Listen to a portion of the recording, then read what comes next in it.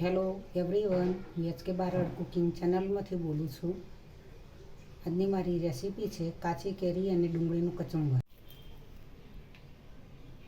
100 ગ્રામ ગોળ લીધો છે, કેરી છે 3 દેશી કેરી, 2 ડુંગળી છે. આ રીતે સાલ ઉતારી કાપવાની છે.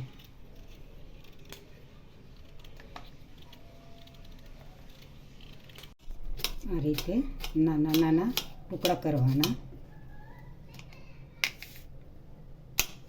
તૈયાર કરી દીધા છે, ધોઈને પણ કમ્પ્લીટ કરી છે. હવે તેને બાઉલની અંદર એડ કરીશું. પહેલાં કેરી, પછી ડુંગળી. અડધી ચમચી મીઠું એડ કરીશું. અડધી ચમચી મરચું એડ કરીશું.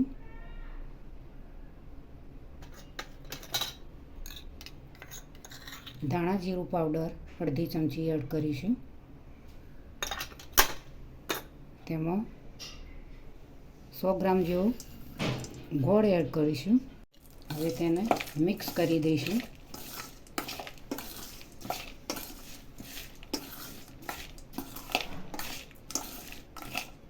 કાચી કેરીનું કચુંબર ખાવા બેસીએ ત્યારે શાકભાજી જોડે સાઈડમાં થોડું લઈને ખાવાની ખૂબ જ મજા આવે છે. કાચી કેરી શરીરને ઠંડક થોડી આપે છે. તેનો શરબત પણ બને છે.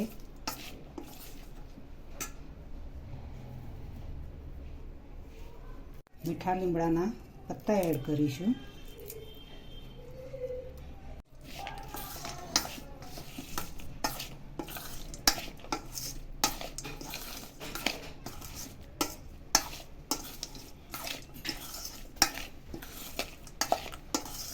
કાચું કચુંબર ખાવાની ખૂબ જ મજા આવે. સ્વાદમાં પણ સરસ લાગે, ખટ્ટું મીઠું. નાનાથી મોટાને દરેકને ભાવતું હોય છે. ડબ્બામાં ભરીને ખાઈ શકો છો. અઠવાડિયા સુધી ફ્રીજની અંદર રાખી મૂકીને ખાઈ શકો છો. રોટલી સાથે પણ ખવાય, એમનેમ પણ ખવાય. કાચી કેરીનું કચુંબર તૈયાર થઈ ગયું છે. કાચી કેરી દેશી કેરી ફળોનો રાજા કહેવાય છે. ખાવામાં ખાટી લાગતી હોય, થોડી મીઠી લાગતી હોય, પણ ખાવામાં ખૂબ જ મજા આવતી હોય છે. તેનું કચુંબર પણ બને છે, તેનું સુંદો પણ બને છે, તેનું અથાણું પણ બને છે, તેનું જ્યુસ પણ બને છે. અનેક તેની વાનગીઓ બનતી હોય છે. તો મિત્રો, આજની રેસીપી જોઈને તમે મારા ચેનલને સબસ્ક્રાઈબ કરજો, મારા વિડીયોને લાઈક કરજો, શેર કરજો, બને તો કોમેન્ટ કરજો.